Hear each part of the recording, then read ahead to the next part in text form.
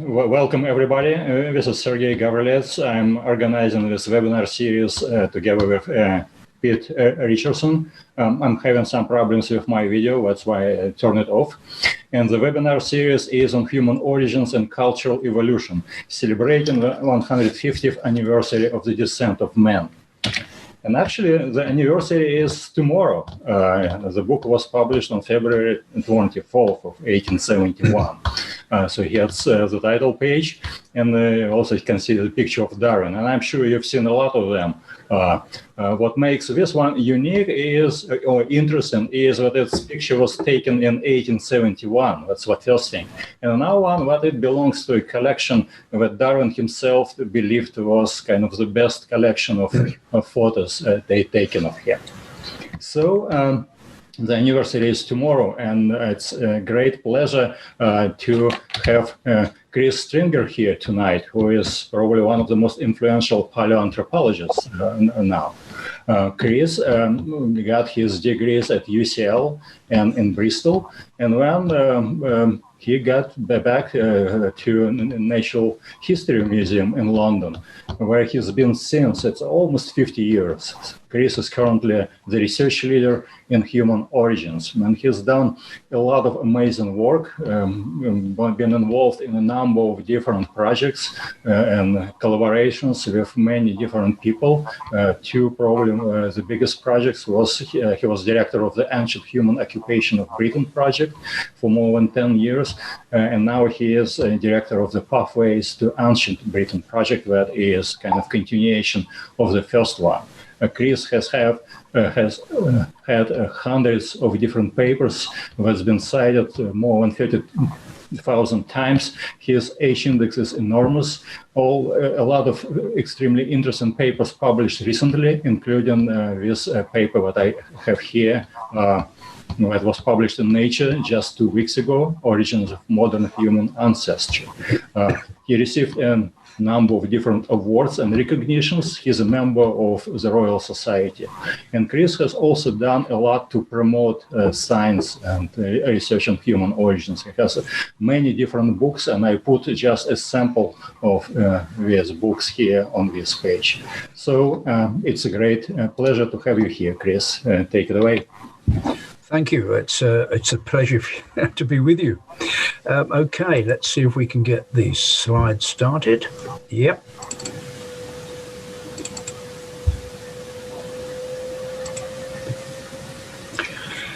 Right. Yes. So yes. What is Homo sapiens? So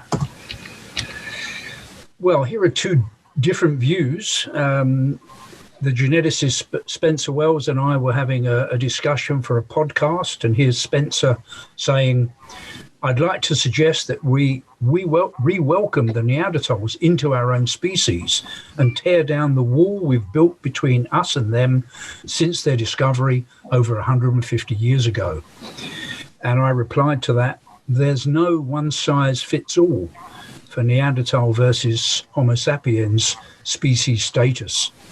My separation on morphology has to acknowledge that they could interbreed. Spencer's merging from behaviour has to acknowledge the resultant species has variation in pelvic and ear bone shape beyond any extant ape species. So there are these different views, and obviously this is about human origins and cultural evolution in general, this series of talks, but for most of this talk, I will not be talking about the archaeological and cultural material. If there's time, I'm going to come back to it at the end. So today, everyone agrees there is only one species of human, Homo sapiens, also known as modern humans. And we come in many different sizes and shapes and colours, but we're unquestionably all members of this single species.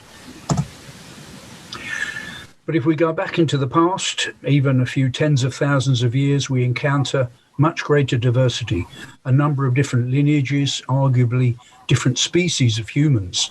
And this diagram shows some of those in the last 1 million years or so.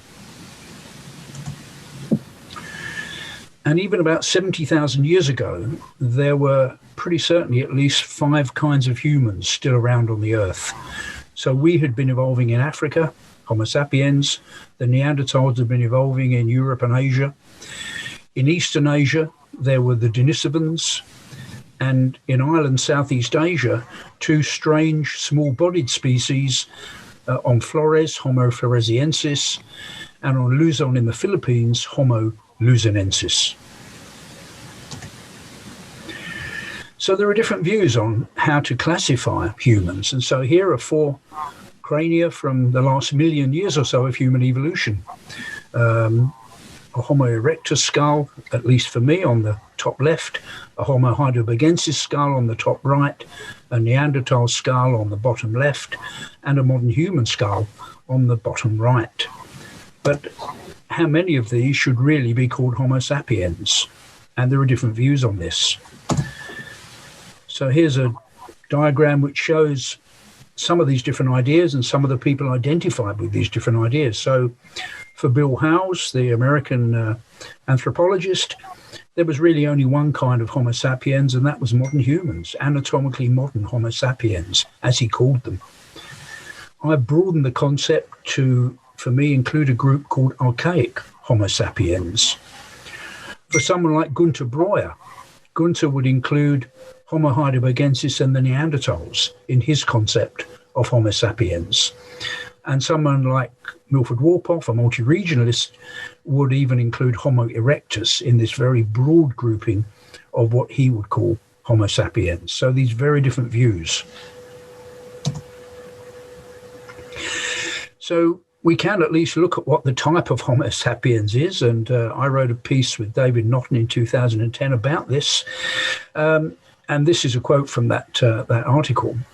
There was, however, no single person recognized as the type of Homo sapiens until 1959, when Professor William Stern, in a passing remark in a paper on Linnaeus's contributions to nomenclature and systematics, wrote, "Linnaeus himself must stand as the type of his Homo sapiens." This was enough to designate Linnaeus as a lectotype, the single name-bearing type specimen for the species Homo sapiens. So there we are, Linnaeus as the type specimen of Homo sapiens. Now, if we could look at Linnaeus's middle ear bones, we would hopefully find that they match with the middle ear bone shape of a variety of modern humans. And we can see here a comparison from the paper by Stursel and colleagues from about 5 years ago. They compared the middle ear bone shapes, the malleus, the incus, and the stapes, with gorillas, chimpanzees, and Neanderthals. And you can see I've circled in red here the modern human variation. And this is based on dozens of middle ear bones of modern humans. And you can see clearly distinct the Neanderthals and the great apes. So even from the tiny bones of the middle ears, we can distinguish modern humans from these other forms. Perhaps even more diagnostic for Homo sapiens, we can look at this thing called endocranial and cranial globularity. We have a globular shape to the skull. If we look at it from the side, it's very high and rounded. And here's a paper by Philip Guntz and colleagues from a couple of years ago, where they got MRI data of about 6,500 modern humans, and they've compared it here, as you can see, with CT data, which includes fossils. You can see here that blue ellipse showing you the range from CT data of modern humans. The yellow ellipse shows you thousands of modern humans from the MRI data. And you can see in red the Neanderthal group clearly distinct, and 2 specimens that I would assign to Homo heidelbergensis there in black, also distinct. So there is this very distinct shape for modern humans of the brain case and the brain. And here's Neubauer and Hubelin and Guntz from, again, a couple of years ago, looking now at endocast shape. So looking at the shape of the inside of the brain case as reflected in the endocast. We've got there on the top left a Neanderthal in red and a modern human in blue. And you can see there that very distinct shape of the modern human. And here is a principal component analysis showing you, again in blue, the modern day human variation, now based on 89 modern human endocasts. And you can see the Neanderthals, again, in a red or pink colour, and Homo erectus in yellow. And these authors thought they could recognise two distinct trends in brain evolution. There's one from the erector shape, if we regard that as primitive, towards the Neanderthals, and another running across principal components, one from Homo erectus to present-day humans. So again, a very distinct shape here showing up for modern humans. So if we take that modern human shape, diagnosed from the shape of the skull, the globular shape, and we can take the Neanderthals' distinctive skull shape or ear bone shape or pelvic shape, their face shape, and we can recognize a group of Neanderthals and a group of Homo sapiens, terminal members of those two lineages. Geneticists estimate that they had a common ancestor about 600,000 years ago. So how far down these lines should we be diagnosing these two species? Well, my view, at the moment anyway, is that we should recognize as Neanderthal or Homo sapiens all members of their lineages back to the time of the last common ancestor. So there will be a lineage of Homo neanderthalensis going back towards the common ancestor, and there will be a lineage of Homo sapiens. Now, this doesn't come without problems, this kind of diagnosis of Homo sapiens, because there we've got examples of a late Neanderthal, La Ferracie from France on the top left, and a modern human from Cro-Magnon, about 30,000 years old, from France. And then we've got the common ancestor about 600,000 years ago. If we start to add in fossils, we can add in the Atapuerca material from the Cima de los Huesos in Spain, about 430,000 years old. And from its morphology of its teeth, for example, and from actual DNA recovered from the Cima, we can place that material early on the Neanderthal lineage. Similarly, in Africa, we can place the Jebel Irhoud material potentially as early members also of that Homo sapiens lineage, based on things like dental features and the mandible and the face shape. But of course, those early members of those lineages are distinct from the late members of those lineages because, of course, there has been evolutionary change along the Neanderthal lineage and along the Homo sapiens lineage. So that Cima de los Huesos material, for example, has a more primitive brain case shape than the late Neanderthal, on average a smaller brain, and the inner ear bones are distinct from those of the late Neanderthals. And Jebel Irhoud, despite having a modern-looking face, has what seems to be an archaic, a much more primitive-looking brain case, not showing the globular shape we find in late Homo sapiens. So how do we deal with that? Well, it is difficult. One option would be to name those early members of the lineages as different species, but I don't think that option works because I don't think you can diagnose those species any more easily. In fact, I think it's even more difficult to diagnose an early member of those two lineages as distinct species. So I'd prefer this sort of model, which is that we have early and late Neanderthals along the Neanderthal lineage, and we have early and late members of the Homo sapiens lineage, but I tend to use the term archaic Homo sapiens for those early members of the lineage, things like Jebel Irhoud, where the brain case shape, for example, is primitive and they don't show the full development of that globular brain case shape that we find in late Homo sapiens.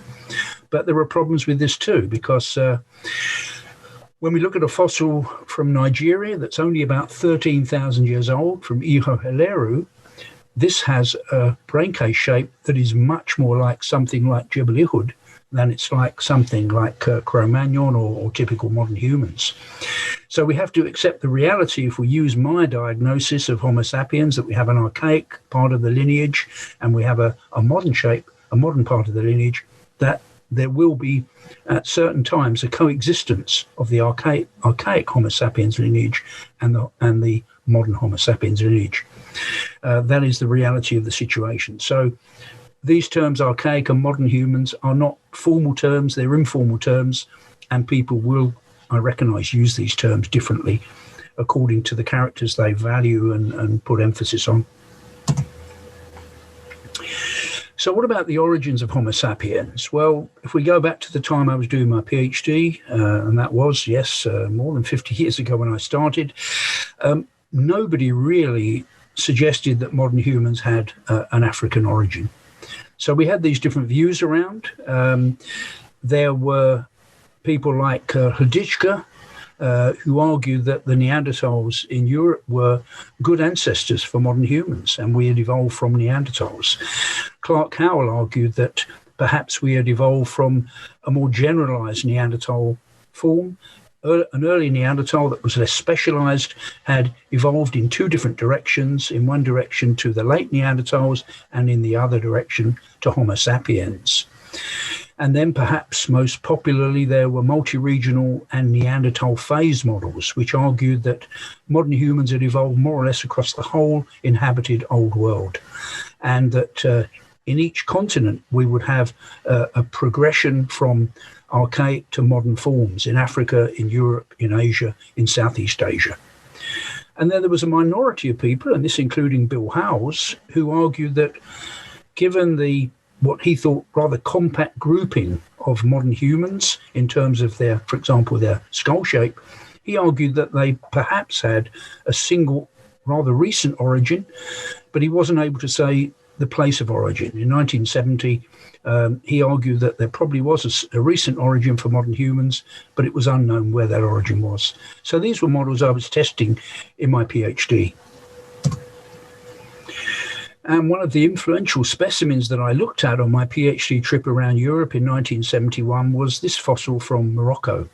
So when I got to the Musée de l'Homme, having been going around Europe for more than 3 months, I'd looked at a lot of Neanderthal fossils by then and measured their skulls. And there was this fossil then in Paris. It's now back in Morocco. And this fossil from Jebel Irhoud was known as an African Neanderthal. It was thought to be about 40,000 years old. But as soon as I saw it, I recognized that it didn't look anything like the Neanderthals I'd looked at so far. It was distinct from them, and certainly in the shape of the face, it looked more like a modern human. So here was my attempt in 1974 to summarize my PhD conclusions. And we can see there the Jebel Irhoud specimen showing a non-Neanderthal, a non-modern shape. It was somehow intermediate in shape between Neanderthals and modern humans. But at 40,000 years old, supposedly, it seemed too recent, much too recent, to be a part of modern human evolution.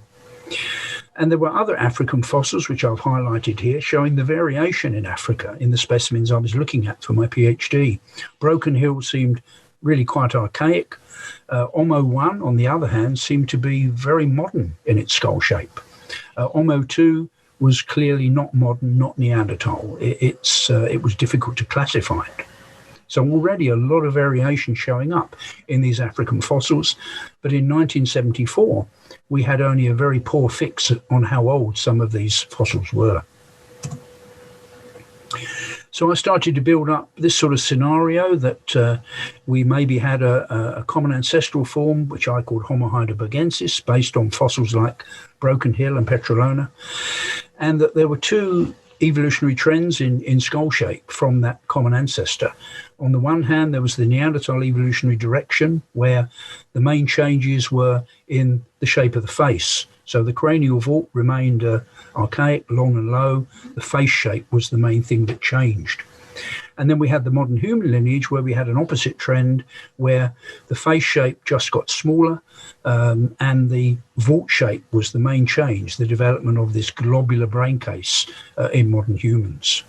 I don't any longer subscribe to this particular model. And there are several reasons for that. One is that a specimen like Jebel Irhoud now, we think is probably around 300,000 years old, and there's more material from the site that gives us a better fix on this population of what may be very early Homo sapiens. And what we can say that studies of the face now suggest that what seems to be a modern-looking face on Homo sapiens is actually maybe primitive, because a rather similar facial shape can be found in the late Lower Pleistocene and the early Middle Pleistocene. So there are fossils that are 600,000 years old from China, and ones from Spain that are about 850,000 years old that seem to have a modern-looking face, the sort of face that we find on Jebel Irhoud. And this actually suggests that this face may be the primitive, the ancestral face for both us and the Neanderthals. We kept that facial shape to a large extent, and the Neanderthals moved away from it. And so this leads to a re-evaluation, really, of my view that Homo heidelbergensis might be the common ancestor for Neanderthals and modern humans. So on the bottom left there, you can see a diagram suggesting that heidelbergensis might be the common ancestor for Neanderthals and Homo sapiens. And on here, we've got the change of view about the face, that the face shape of modern humans actually could be primitive. We've also got the evidence in the center there from the Cima de los Huesos that material from the Cima is not only probably more than 400,000 years old, but it shows already a number of Neanderthal features, and it suggests that the split between modern humans and Neanderthals goes quite deep, and potentially then also specimens of heidelbergensis go on in time. So the Broken Hill specimen, last year I was on a paper in Nature where we dated the Broken Hill skull from Zambia, which I put into Homo heidelbergensis, and that paper suggests that the fossil's only about 300,000 years old. So Broken Hill itself certainly unlikely to be an ancestor for Homo sapiens. It may well be contemporary with the Homo sapiens lineage in Africa rather than giving rise to it. So a lot more doubt now about the nature of the common ancestor of Neanderthals and Homo sapiens. It's unlikely to be Homo heidelbergensis, and it's likely to be much further back than about 500,000 years old. So the African story has got more complex, and we have to remember that our fossils come from less than 10% of the area of Africa. So there are huge areas of Africa that have produced no fossils for the period of time I'm talking about. Even though we know from archaeology that humans were pretty well widespread over the whole of Africa at times, our fossils come from only selected areas where we have good preservation and access to sites where we can find these fossils. And we know now that there are probably at least 3 lineages of humans in Africa, even 300,000 years ago. We've got potentially a Homo sapiens lineage evolving up in North Africa with Jebel Irhoud. We have, as I've mentioned, the heidelbergensis lineage surviving apparently in Zambia with the Broken Hill specimen. And down in South Africa, we've got this strange, even more primitive species, really, Homo naledi, still around apparently 300,000 years ago. So a much more complex picture of Africa than I would have suggested a few years ago. But I think that we can say that there were modern humans in Africa, at least in some regions, by about 200,000 years ago. So here we've got the Homo kibish 1 specimen, the cranial reconstruction shown there, and the partial skeleton. And in terms of its cranial shape, that does seem to have a globular cranial vault. It's got a divided brow ridge. There's a chin on the lower jaw. And there's also now a hip bone for this skeleton, which shows the modern human features of a rather narrow pelvis, not flaring. And so even in the pelvic shape, it looks like this Homo kibish specimen, dated around 195,000 years old, is a modern human. But again, complexity, because a few kilometers away from the discovery of Homo 1, we have a very different looking fossil, Homo kibish 2, shown here compared with Homo kibish 1. And that specimen does not have a globular brain case.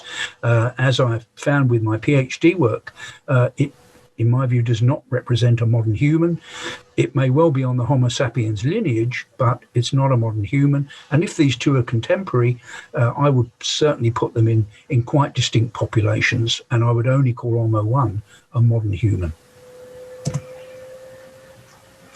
So, of course, we've also got data from our genomes. We have mitochondrial DNA, of course, Y chromosome DNA, and the genomic DNA, which is now coming through in very large quantities.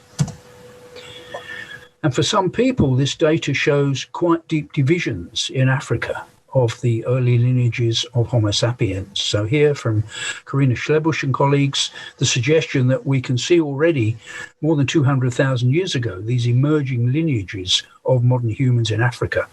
And there, as you can see on the bottom left of the diagram, this tiny branch coming out of East Africa, which is genetically going to give rise to all of modern humans outside of Africa. So quite deep divisions here if we regard these lineages as largely separate for the last 200,000 years or so.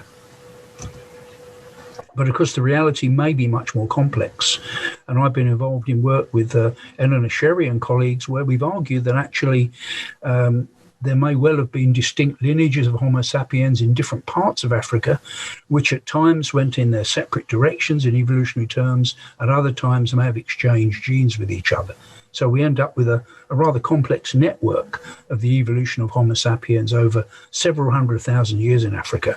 And here's a quote, humans did not stem from a single ancestral population in one region of Africa, as is often claimed.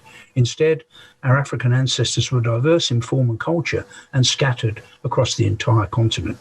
Well, I'm not sure whether I'd now say entire continent, but certainly over large parts of the continent.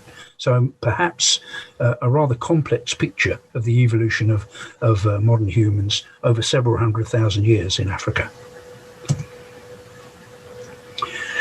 And then we come to around 60,000 years ago when geneticists estimate that the main dispersal of modern humans from Africa occurred, the one that led to populations which spread over the rest of the old world. Populations, of course, stayed behind in Africa and continued their evolution there. So how many dispersals were there? Well, this is certainly a subject of a lot of dispute at the moment.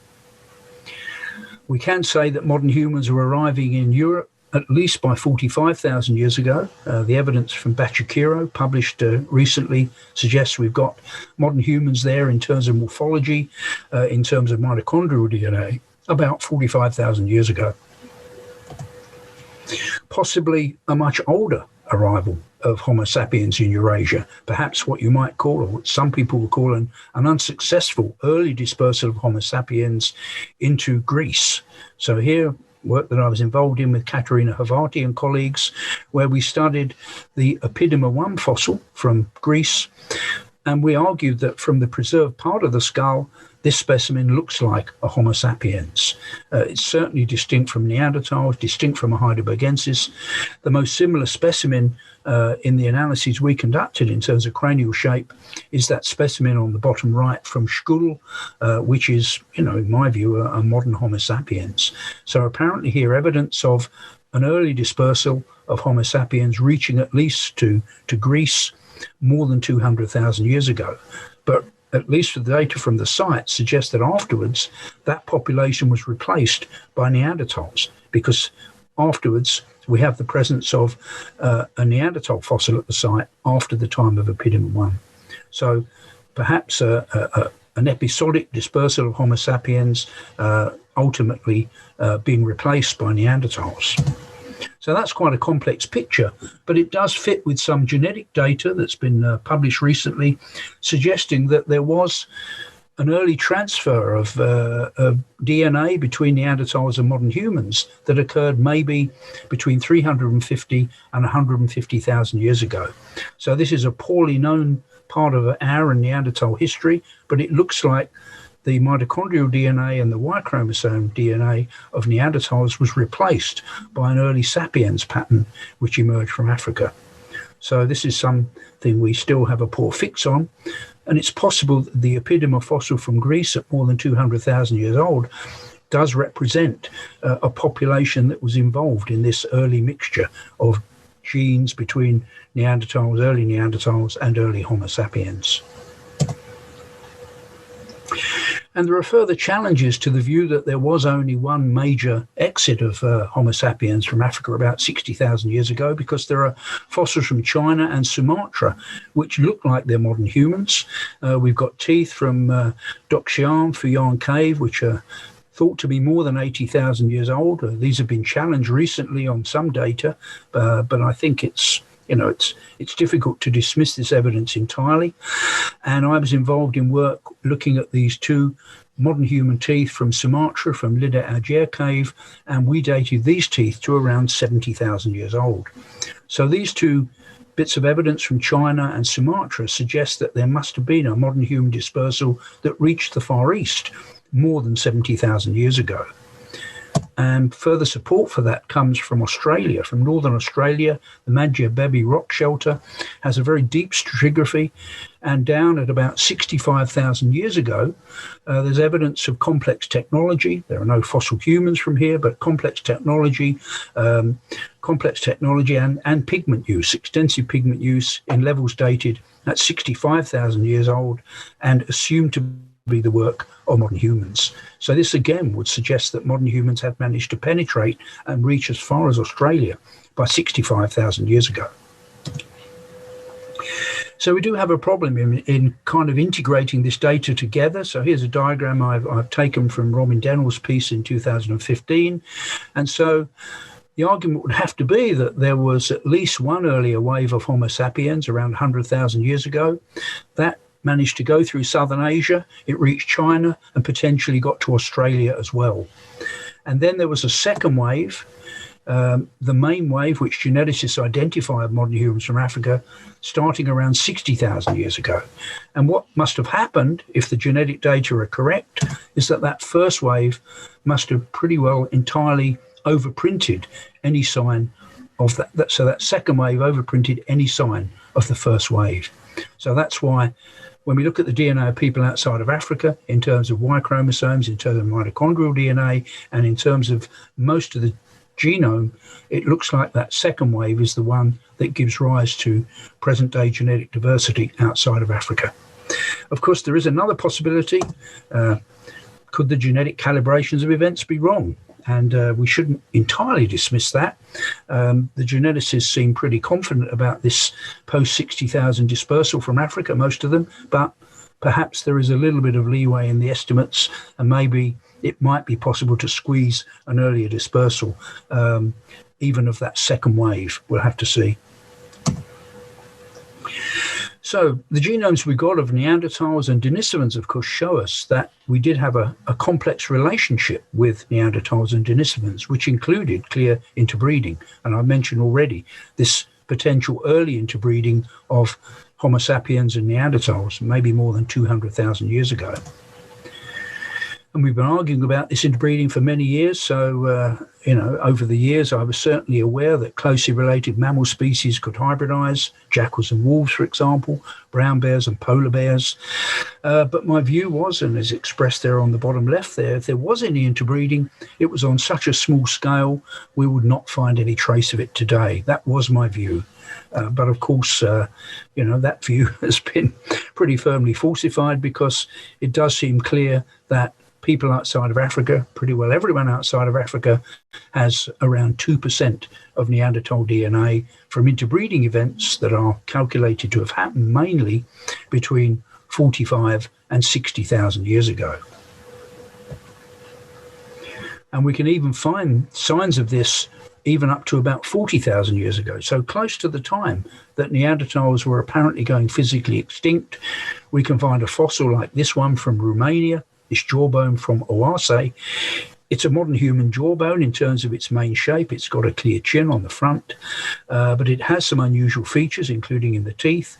And when its genome was examined, it was found to have around 9% of Neanderthal DNA in it from a recent interbreeding event, estimated that this Neanderthal ancestor was introduced the previous 4 to 6 generations ago. So this is a very recent interbreeding event in a modern human mandible that's about 40,000 years old. So that interbreeding was still going on even as the Neanderthals were going physically extinct. And of course, selection then seems to have removed most of that Neanderthal component. So some people estimate the original Neanderthal contribution into the modern humans in Western Asia could have been as high as 10%, but it very rapidly was selected down to levels of 2 to 3% that we find in present-day populations. And of course, that DNA is having some effects in our genomes. So this is a quote from the paper by MacArthur and colleagues. The intragas variants remaining in modern humans, in modern Europeans, are depleted of heritability for most traits. However, we discover that they are enriched for heritability of several traits with potential relevance to human adaptation to non-African environments, including hair and skin traits, autoimmunity, chronotype, bone density, lung capacity, and menopause age. So certainly 15 years ago, I would have said that for all practical intents and purposes, we're pretty well 100% recent African origin. And what I'd have to say now is that we're more than 90% recent African origin in our genomes. So we are mostly out of Africa. That's, I have to say, I think that term was, I first heard it used by Svante Pääbo, so I've got to give Svante the credit for mostly out of Africa, but I think it's a good term. So a bit of unfinished business here, of course, because, there were these different kinds of humans around 70,000 years ago, but by 30,000 years ago, all those other humans, as far as we know, had physically disappeared, and we were the last humans around. So why was that? What happened? Well, we can bring in some of the behavioural evidence now, and also some of the physical evidence. So, of course, in the last week or so, we've had this claim from a paper published in Science that there were changes in the Earth's magnetic poles that led to a huge increase in radiation falling on the Earth, and this cataclysm produced major effects on the Earth's climate system and the Earth's fauna and flora, and it may have led to the extinction of the Neanderthals. So I personally think that this argument just goes too far. I think it was a big event, but what we can say is that the Neanderthals did survive after 42,000 years ago. This did not finish them off. Maybe it contributed, maybe it reduced their numbers and their genetic diversity, but they certainly survived this event, as far as we know, by at least a couple of thousand years physically. And of course, their DNA survives in us today. So here are some headlines which put forward different ideas about what happened to these other humans and how we were successful. So top left, here we are. Homo sapiens were to blame for Neanderthal extinction because they were better hunters and outcompeted them for food, a computer model shows. On the top right, humans replaced Neanderthals because we had bows and arrows, and they didn't, a study suggests. And that's an interesting idea, but I think it's actually very difficult to map bows and arrow use with the dispersal of modern humans. There's certainly some sites where it seems to occur early on, but I certainly don't think it's a pattern that we can use to map the spread of modern humans and the success of modern humans. Perhaps cave art was involved. A new theory claims Homo sapiens beat out Neanderthals because of art, a reflection of our more complex brains and societies. And then bottom right, the view that Homo sapiens developed a new ecological niche that separated it from other hominins. A new study argues that the greatest defining feature of our species is not symbolism or dramatic cognitive change, but rather a unique ecological position as a global generalist specialist. And I think there's this nice idea from Brian Hare and Vanessa Woods, survival of the friendliest. Just as an excerpt, as humans became friendlier, we were able to make the shift from living in small bands of 10 to 15 individuals to living in larger groups of 100 or more. Even without larger brains, our larger, better coordinated groups easily outcompeted other groups of humans. Our sensitivity to others allowed us to cooperate and communicate in increasingly complex ways that put our cultural abilities on a new trajectory. We could innovate and share those innovations more rapidly than anyone else. And then finally, we've got Robin Dennell's view, which is a kind of combined view, probably closest to my own view, really. In summary, we succeeded in colonizing all parts of Asia and eliminating rival species such as Neanderthals because we were more numerous. Well, we could say we became more numerous, had a more diverse diet that increased the survival rates of mothers and infants, and combined a longer period of childhood development with a reorganized brain that was cognitively more powerful and inventive, imaginative, and ingenious at colonizing new environments. So a combination of factors rather than one single factor leading to our success. And you can get a bit more on my views from these papers, one by Julie Galway-Whittam, James Cole, and myself, published in 2019 in Journal of Quaternary Science, and the recent one in the last couple of weeks from Nature with three geneticists and Eleanor Sherry, Origins of Modern Human Ancestry. So I just want to thank you all for listening and thank the people who support my research and all the people I stole all my data and illustrations from. So I'll stop there. Thank you. Thank you very much, Chris. This is great, very informative. And it's also quite cool that you can revisit your PhD, right, 50 years later and look at, compare what you thought earlier. While people are thinking about their Q&As, let me ask you a couple of questions. The first one is about climate, environmental effects. You mentioned this, I think, 40,000 years ago, but overall, I mean, can you see any signals of climate and of, say, glaciation cycles on this story of origins and dispersal of different species? Yes, so certainly there's no doubt that climate was a big factor. If we look at the British story, and you mentioned my involvement with the Ancient Human Occupation in Britain project, so there we were studying early human colonization.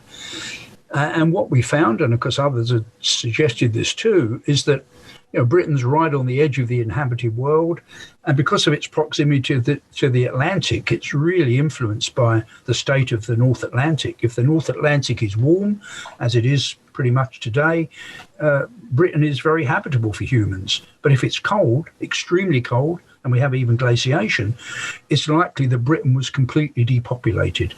And this happened over and over again. So we think we can map at least 10 separate human colonizations of Britain. And 9 of those died out or were unsuccessful, if you want to put it in those terms, eventually finished off by climate change. And, we're in that last surviving colonization now, which is only the last 12,000 years. So all of those previous colonizations by probably at least 4 different species of human died out in Britain. So on the edges of the world, we've got these extremes of climate that are limiting the ability of humans to colonize. And the Neanderthals, I think, they did pretty well. But when it gets really cold, even the Neanderthals disappear. So they had limits to their abilities to adapt to those conditions.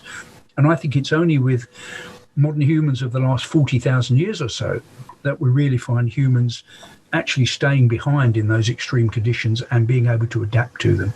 And that we're doing obviously not through physical means, but through our cultural adaptations. So I think we have taken those adaptations to a new level. But when we get back to even modern humans 100,000 years ago, they are really probably as susceptible to the Neanderthals back 100,000 years ago to these climate changes. So the spread of deserts in Africa, that certainly would have been a factor in limiting human populations, in separating them off, probably driving some of them to extinction. So yes, I think that, until the last 40,000 years ago, climatic effects were major players on the ability of humans to adapt. But having said that, there still are surprises. So the earliest human occupation at Haysborough in Britain, in East Anglia, that occupation 900,000 years ago, the climatic data we have from that site suggests that the winters that those people were living in 900,000 years ago were actually slightly colder than the present day. So we shouldn't say these people were hopeless at adapting, but they certainly didn't have the full capability of surviving the extremes of climate that modern humans have. Mm-hmm. Thank you. And kind of related to that, if we accept that what makes us distinct from other animals is cognition, culture, cooperation, and language, can you speculate when these traits, features appeared, and to what extent all these other species that went extinct had them, and when they appeared? Yes, it would be great to have that kind of information. So I think for language, for example, let's talk about speech first. So I think that obviously people have modeled the ability of Neanderthals to speak, and on some reconstructions they have a more limited vocal repertoire. You've probably seen the very amusing reconstruction of a Neanderthal speaking with a very high-pitched voice, and so their vocal tract could well have been a slightly different shape to our own, but I think people have modeled that Neanderthals could have had reduced vocal capacity, but I think on its own, that wouldn't have stopped them from speaking to each other, from building some kind of language. And when we look at their life complexity, the fact that they obviously lived in quite large groups, they obviously hunted cooperatively, they looked after their sick, they buried their dead. So for me, this suggests that, yes, they must have had speech and language. I think that comes out of social complexity, so I don't think it would have been as complex as the language we're using now, but certainly I would give them, a basic form of speech and language. And of course, in terms of symbolic expression, there's increasing evidence that Neanderthals had that as well, that they were using pigments, that they were making markings, that they were, at least in the latter part of their time, using body adornments, creating jewelry. So again, that's what we would used to think was a modern human feature. So I think that complexity is there. But the more like us we make the Neanderthals, then the more of a problem we've got in saying, well, why aren't they still here? And why are we the ones who are here? And it's not only the Neanderthal problem, of course, because we can see from their genetic data that the Neanderthals were perhaps a species in trouble towards the end of their time. They were probably low in numbers, relatively low in genetic diversity. But what about the Denisovans? So we've learnt about these people over in the Far East. They seem to have been really very widespread, even down into tropical and subtropical areas. Genetically, they probably were more diverse than the Neanderthals, but they also disappeared. So I think it's not just a question of the Neanderthals. We've got to have something that explains the success of modern humans across that whole range. And that's quite difficult to do. And that's why I think it isn't down to probably a single advantage. It would be great if there was a language gene that suddenly made things different, but I just don't think the evidence is there. And I think we've got a much more gradual emergence of complex behaviour, both in the Neanderthal and the modern human lineages, and the growth of brain size in those lineages happening semi-independently. I mean, there was encephalization in the Neanderthal lineage and separately in that of modern humans, and also apparently in the Denisovan lineage too. I'm sure that they were highly encephalized as well, and it will be great when we've got more complete Denisovan material to really get a fix on what they really look like. But I think they also would have been highly encephalized with complex behavior. Mm-hmm. Thank you, Chris. And now some questions from the audience. What does the fact that sapiens and Neanderthals seem to have shared parasites tell us about their relative separation? Sorry, could you repeat that one, Sergey? Yeah. What does the fact that Homo sapiens and Neanderthals seem to have shared parasites tell us about their relative separation? Shared survey? Parasites. Parasites? Yeah. Ah, right. Yeah, sorry. Right. Well, yeah. I mean, I think that obviously there was intermixture between these groups. So we can say that, as I've said, there seems to be an episode of interbreeding maybe 200, 300,000 years ago. That might have led to a sharing of parasites. And of course, when we come to the more recent meetings, clearly there was interbreeding in Western Asia, in Europe, between, let's say, probably 45,000 and 55,000, the main events. And that too could have led to a spread of parasites and pathogens. And of course, it's, as indicated by that genetic data, it's likely that we got a quick fix to our immune systems by interbreeding with the Neanderthals. So Neanderthals had evolved some natural resistance to diseases outside of Africa. We emerged from Africa with none of those adaptations. By interbreeding with them, we were able to pick up some of their own immune systems that then became beneficial outside of Africa.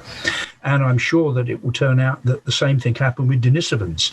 When our early modern humans get over to the Far East, mixing with Denisovans may well have had advantages too for things like the immune system. And we know, of course, that it gave advantages for things like high altitude living. It looks like that also in Tibet owes something to Denisovan genetic variation. So, yeah, I think there was probably a sharing of parasites, and, of course, there would have been transmission of disease vectors between the populations. Mm-hmm. Thank you. The next one is, thank you for the great talk. In the example of the 65,000 years old Australian site, you mentioned that they used advanced technology and pigments, so it must be modern humans. But there were no findings of human fossils, and it has been proven that Neanderthals also use pigments and advanced technology. So isn't it possible that these activities are results not of modern humans, but somebody else? Yeah, that's a very good question, and I've debated this with Australian workers myself, because of course the Denisovans, from the introgression, that obviously the highest level of Denisovan DNA today is found in populations in Southeast Asia, in Australasia, places like New Guinea and Australia. So it's likely that there were Denisovan populations already in island Southeast Asia. Perhaps places like Sulawesi, Sumatra, and so on could have had Denisovans there. So could they have been the ones that got to Australia first? I think it's certainly possible. And until we know more about Denisovan behaviour, I think we can't really say how complex their behaviour could have been. What people who work on the Madhya site have said is that the stone technology there is very like the stone technology which we find later on in clear native Australian contexts. So when you look at Australian sites that are 30 or 40,000 years old, in their view, you see continuity of culture and pigment use. So the argument will be that continuity suggests that the Madhya people were early Australians in a modern sense. But I think until we find the evidence, skeletal evidence, it is an interesting issue. And some people argue that Denisovans could have crossed over to New Guinea and Australia. And I think that's a very interesting issue for the future. But at the moment, the main interpretation of Madhya is that it's probably, given the complexity of technology and the very heavy use of pigments, that it was modern humans there. But it is, it's not a settled question. That's a good question. Thank you.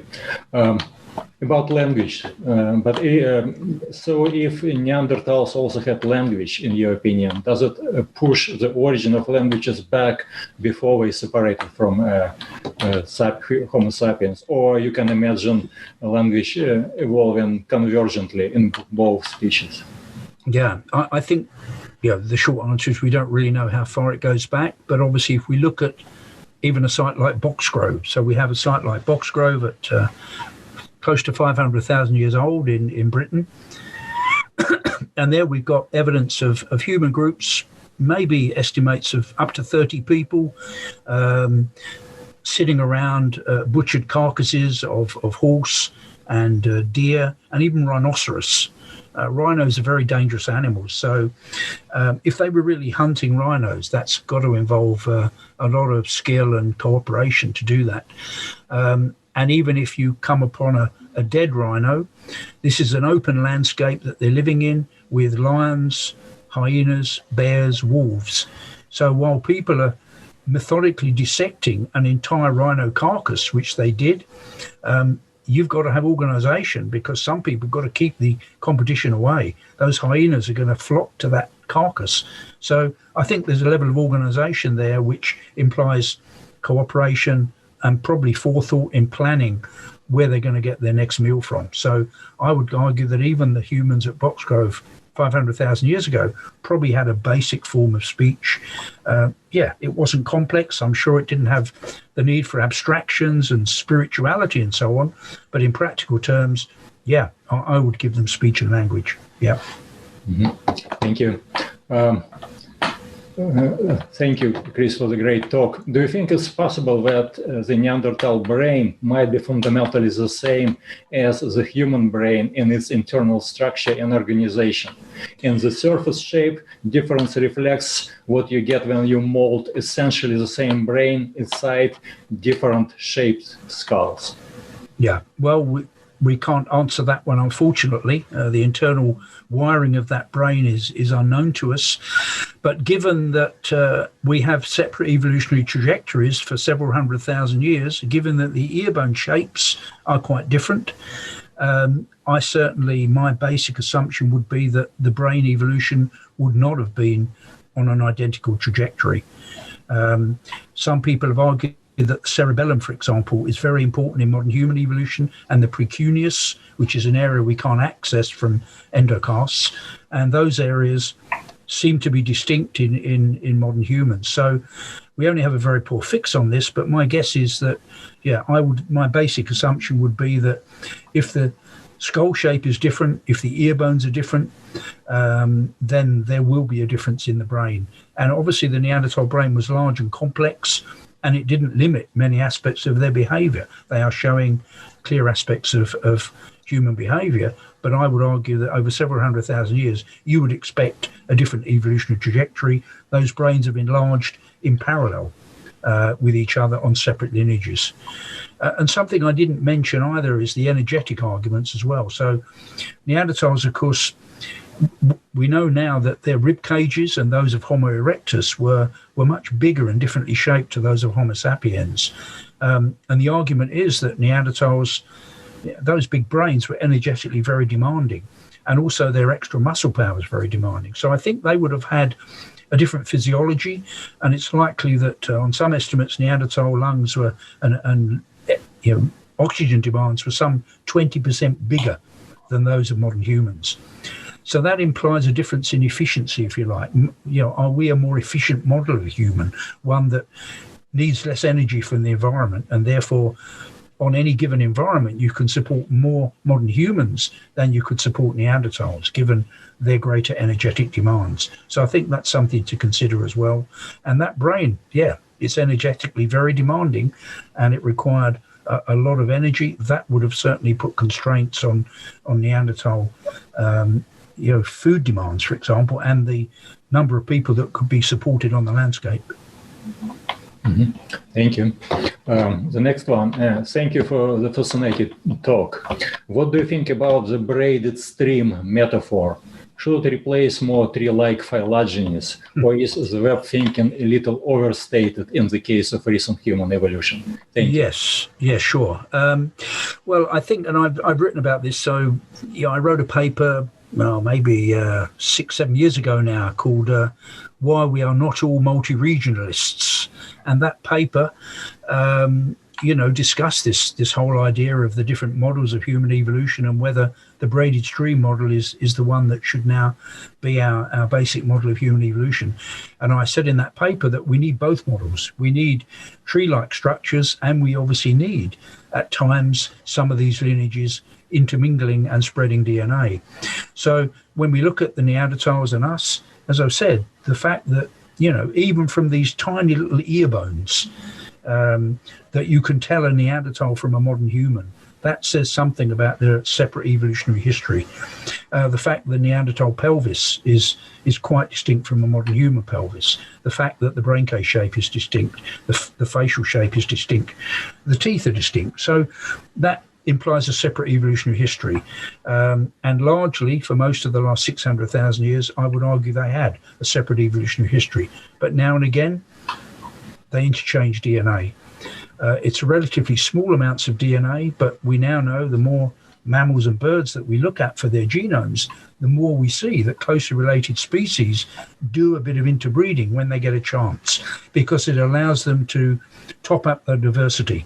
Those species can acquire maybe genes that they've lost on their separate evolution, and it also maybe allows them to pick up novelties of the evolution of those other lineages. So this interbreeding is a way of topping up diversity, and that's where the braided streams now and again intermingle.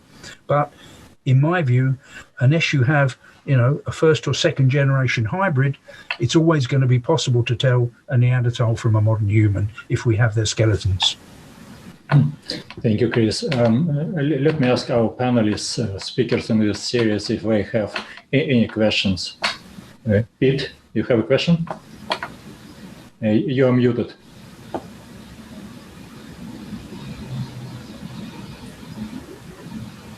Yes, I do have a question. Chris, it seems like the population sizes of all of these forms were at least occasionally quite small. So I wonder about the relative importance of drift versus selection in creating morphological diversity between these species. or subspecies, yeah, whatever we're going to call them. Yeah, it's a good point. So Tim Weaver's published on this, and I've been on a couple of papers with him as well. And yes, we argued that drift was probably important. So if we look at the cranial shape of modern humans and Neanderthals, one can really model that drift over several 100,000 years could be largely responsible for those differences in cranial shape. And I think I haven't got a diagram to call up here to show it, but there's a really nice bit of work. Let me just, I'm just going to see if I've got a diagram which Philip Guntz kindly let me use. Let's see whether I've still got the diagram and I can call it up here. Yeah, maybe, is it here? Let's have a look. Oh, yeah, this one. Yeah, so let's see whether that will show. Yeah. So this is a really interesting capture of cranial shape for a range of modern humans. So about 250 modern human skulls from around the world, different populations, compared with 4 Neanderthals, a couple of Homo heidelbergensis skulls, and the one from Cima de los Huesos, SM5. Now, you can start to say, well, principal component 2 there is the one that shows globularization of the skull. So everything above that line has got the globular shape of Homo sapiens, and the ones below it don't have. And you can see there, and Marta will probably like this one, Jebel Irhoud looks much more Neanderthal in its cranial shape than it looks like a Homo sapiens. So that really emphasizes the primitive brain shape. But what I really want to pick out there is the astonishing variation on principal component 1 for those modern human skulls. You could lose the variation of heidelbergensis and Neanderthals together in that modern human variation. So I think this may be evidence that Tim Weaver is right, that what's happened here is that our culture, our buffering of culture, has allowed us to develop this extraordinary noise, if you like, in cranial shape. I can't think of any functional, anatomical, evolutionary reason why we should have that variation in brain case shape, in skull shape. Some of it, of course, you could argue the face shape might be a bit adapted to particular conditions, but overall, I think there's a lot of noise there. There's a lot of drift at work in that variation, in that extraordinary variation of human skull shape there, compared with the variation which seems much more constrained in heidelbergensis and the Neanderthals. So, yeah, I think drift certainly could be important in the last 50,000 years as modern humans spread out in small numbers around the world. Yeah. Thanks. That's interesting. Yeah. Marta, did you have a question? I saw you. Yes, I did. Chris, thank you. It was a lovely talk, and I, as always, enjoyed hearing. My question is regarding at the end of your talk, and when you cited those conclusions by Robin Dennell, and you say that those are close to yours as well, and you cite the issue that modern humans, they had more children, they were more numerous, and they grew more slowly, and so on. And that is my view as well, that there was a major shift in the underlying demography. Where do you put that? I mean, do you put that, because we're talking, you yourself were talking about several 100,000 years of the evolution of our species, several events of partial colonization of Eurasia, or colonization at least a foot in. So do you put that as something that happened in the last 100,000 years? So a very recent biological change in the ancestry of modern humans?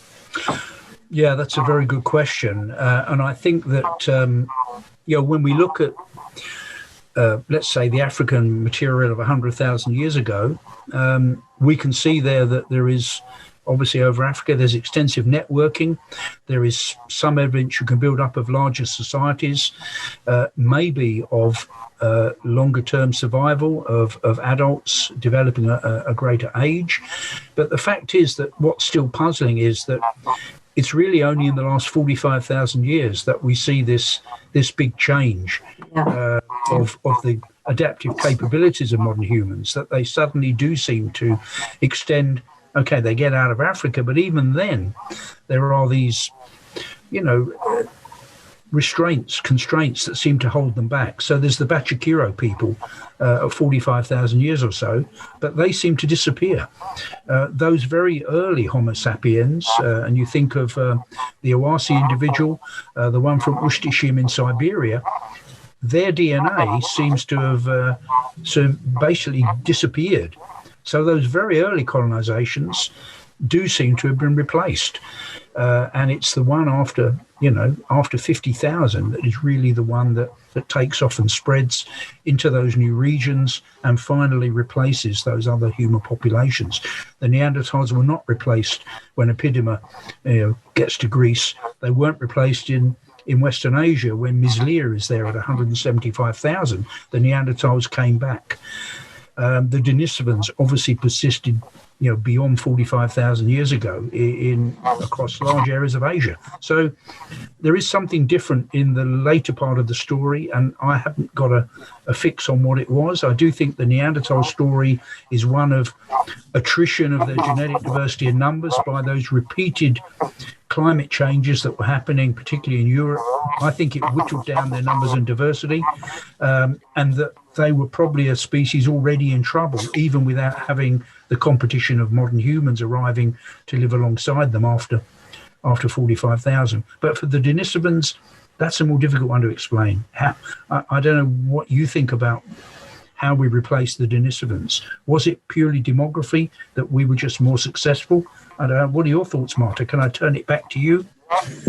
Yeah, so I think that what you said is absolutely what we understand at the moment. I think that genomically there's sufficient evidence to suggest that the Neanderthals had moments of important demographic expansion, but they were unable to sustain those expansions. Yeah. And the Denisova, I don't know. I think that the Denisova lived in pockets, in my view, because even the Southeast Asian or the Denisovan contribution that we find today in Papuan populations is of a lineage that separated from the Denisova of the Denisova Cave 300, 400,000 years ago. So these are deep divisions. So there cannot have been a vast, large population across Eastern Asia if they had such extraordinarily deep divisions. So in a way, the two Denisovan sets that we know of, or we can infer they existed, one from the Oceanian populations, they have had less contact with each other than Neanderthals and modern humans, or deeper separation. So for me, they were probably pockets of successful locally adapted populations in South and Eastern Asia. And then when modern humans arrived in their numbers, they took over. So that's my current interpretation, given that we have no archaeological record.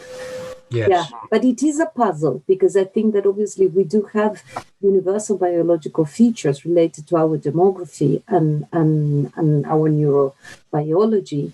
And that shared ancestry has to predate this big demographic shift that we see later on. So whatever led to that demographic shift was not something profoundly biological. And I don't understand it either. I think that we still have to think quite a bit what that was. Right. Okay, let me ask you a couple more questions from the audience. The first one is about nutrition. How does nutrition impact morphology in modern and archaic sapiens?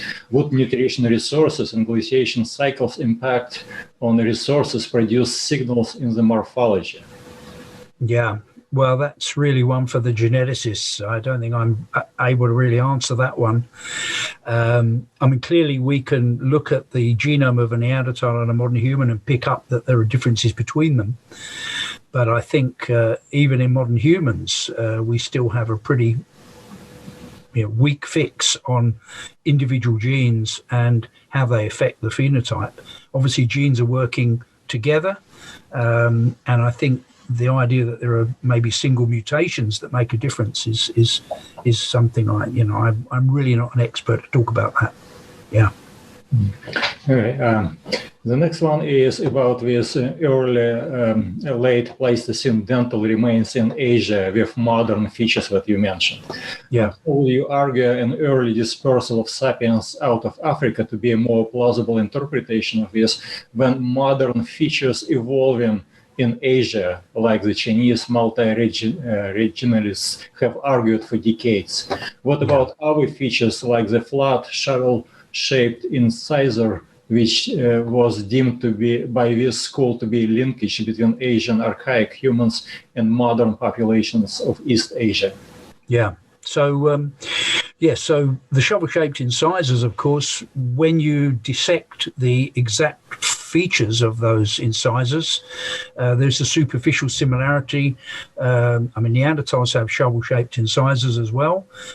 So it looks like in Asian populations, there is a particular gene complex, I think it's EPAS1, if I remember correctly, that is linked with that particular dental morphology. And so I think that's something that's actually developed quite recently. I think that any connection to the morphology we find in Homo erectus populations is really a parallelism. I don't think it really represents continuity. And what we ought to be looking at, I think maybe a more fruitful area would be the reduction of third molars. That to me is something that seems to be there in some of these Middle Pleistocene humans in China. We see it, for example, in that mandible from Jiahe, which may be a Denisovan. So it looks like loss of third molars is something which seems to be prevalent in the Far East, and which allegedly is also more common in recent Asian populations. So that might be more of a continuity feature. I don't think the shovel-shaped incisors are going to be a continuity feature. And equally, most of the other features which have been proposed, so Weidenreich proposed and multi-regions proposed, I think most of them don't hold up. And particularly when we look at the earliest modern humans that we have in the region, they do not look like their Homo erectus predecessors. I don't think they look like them at all. Yeah. Okay, great. I think we should let you go, Chris. Thank you very much for this. Thank you. All right. Thanks, everyone. Sorry, it got a bit dark here. I've gone into the shadows. All right. Bye-bye. Thank you, Chris. Thank you, everyone. Thanks for listening. Thanks for the Thanks for the good questions. Yeah, and hope to see everybody back next week when Polly Wisner will be talking about hunter-gatherers. Great. Thank you. And goodbye. Goodbye.